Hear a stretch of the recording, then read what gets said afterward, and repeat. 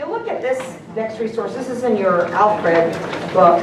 This has got to have games. And I'll tell you what, my kids, I don't care what age it is, 5th, 6th, 7th, and 8th grade, they all want to play games. And if I could have the musical games where they're actually learning something while we're doing it, then I'll put out the best. This one goes, there's like 25 different ones. They're for K through 8. And every game that they have in here, they say this is the age that it's good for. This fun one in here, Deedle Deedle Dumpling with my son John. Do you have that? Is that in that resource guide? Can you play it in melody form? Everybody sing it with me. Is that a bee? Oh yeah, sorry.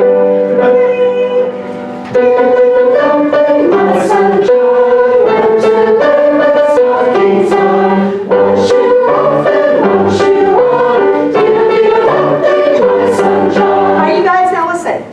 Do not put your head down when I ask for volunteers. That generally means that you not ask me. Because if your head goes down, I'm going to make you come up here. I'm just joking. I need about 5 people. Come up here and play this little game with me. Come on! This is what your kids feel like. Right? Oh, this is just basically to give you an idea, and we're going to have fun doing it. All right. So, this is for steady beat for kids. I'm not going to play. You guys are going to play. Oh, okay, I'll play. Sure, why not? We're really being in a small classroom. Is this how much room you have in your rooms? Okay, they should be fine.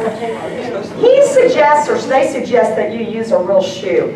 I don't know about you, but my kids don't like having their personal shoes as a spotlight. A lot of them really feel bad about that. Some of them don't have nice shoes, some of them have holes in their shoes, and some shoes you wouldn't want to hold. They're going to smell bad. So I would suggest for this that you find an old shoe at Goodwill, paint it up, make it fun looking, gold, spray paint, or whatever. If you got one of those basketball shoes, that'd be fun. But it's just the idea of passing a shoe around the circle. So we're going to pass it to a steady beat. First, if I were going to do this, I'd have everybody pass the beat. But we're advanced learners, so we're just going to pass it around. My son John went to bed with stockings on. One shoe off and one shoe on. Deedle deedle dumpling, my son John. If you're John, you're out.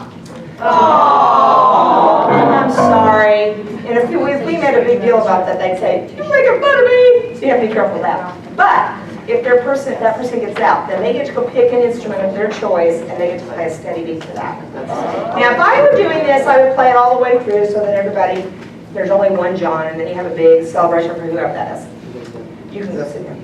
She's like, what? What? Where's my instrument? You've got it in your seat. I gave it to her.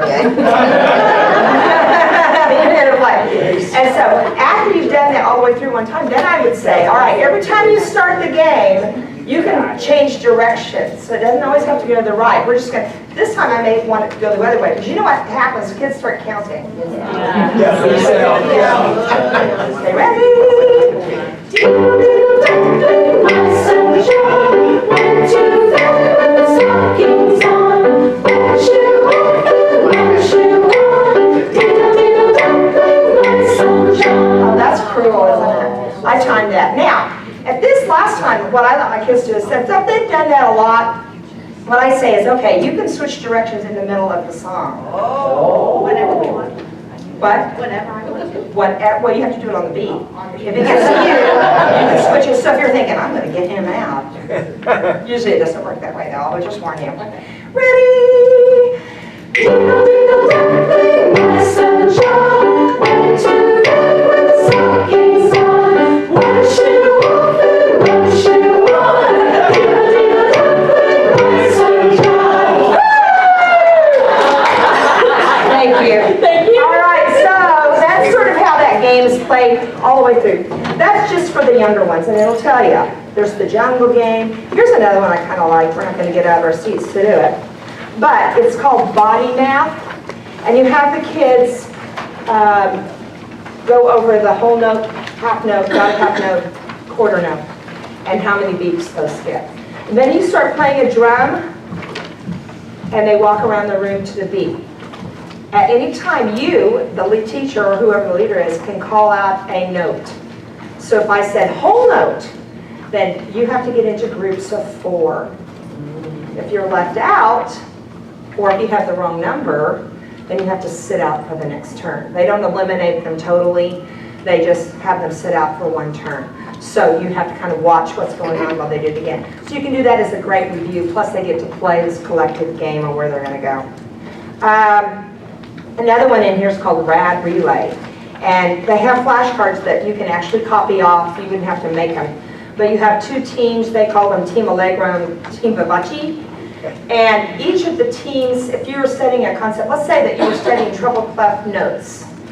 You're going to put treble clef E line, treble clef F space, treble clef G, all of the notes on cards for each team. But then they may have doubles of it. They may have, I don't know, depends on how many kids you have. But you mix up the cards, okay?